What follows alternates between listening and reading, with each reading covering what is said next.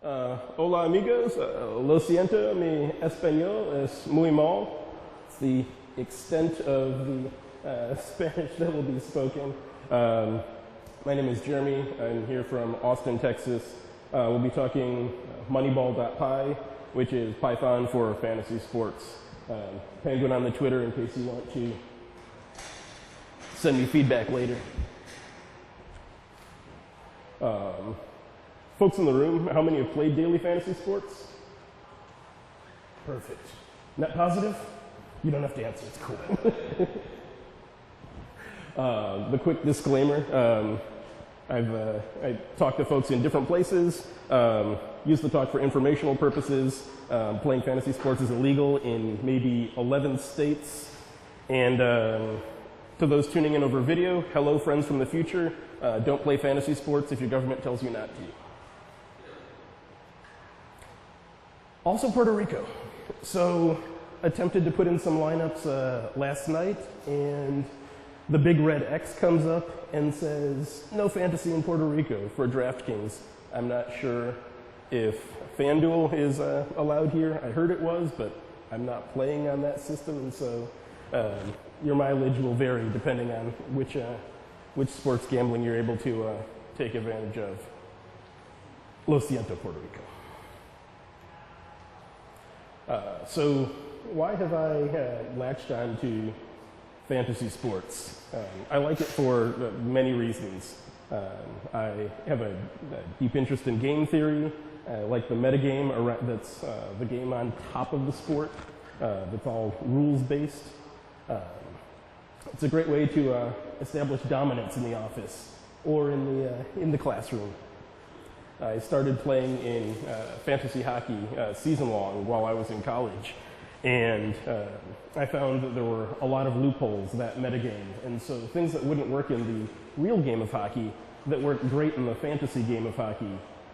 For example, it was a bad idea to spend money on a defender, but you had to make a valid lineup. The expensive defenders were poor values for the money, but the inexpensive defenders would give you negative value because they would let in too many goals. And so I figured out that if you get a defender that's so bad that he's sent down to the minor leagues, he will no longer record points and will save you salary for players that are still playing in the National Hockey League. And was able to win my league that year, my first year, and was very excited. Won no money, and so that's sort of what's driven me towards daily fantasy sports, which is just fantasy sports, but for money, played on a 24-hour or 48-hour basis instead of so long. I have a much shorter attention span, and so that works out much better for me. As of now, there's about 60 million people playing daily fantasy. It exists mostly in the US because proper sports betting is illegal, and so they call this a game of skill instead of gambling, and that's how it's able to continue in currently 36, 37 states, depending on the provider. What led to my involvement?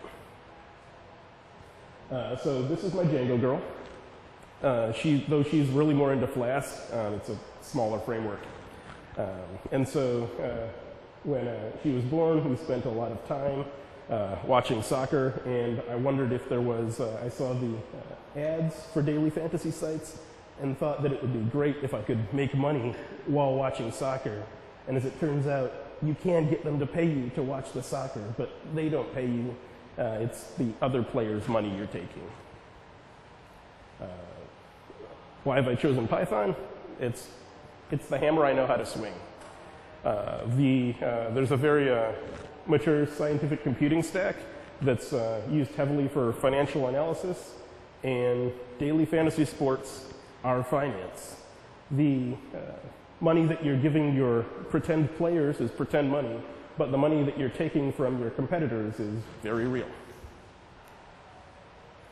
And I chose soccer because that's the game I most enjoy watching, and it has a favorable structure for data scraping.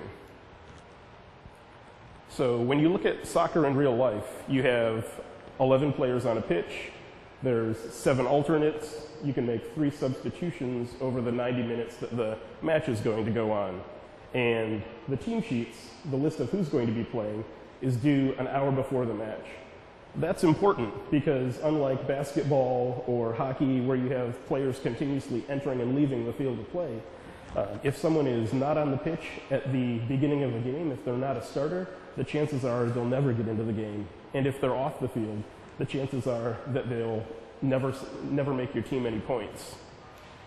Since a fantasy soccer team only has 8 players, if you miss one of them, you're losing 12.5% of your possible total, which makes it almost impossible to beat the other players or land at the top of a tournament.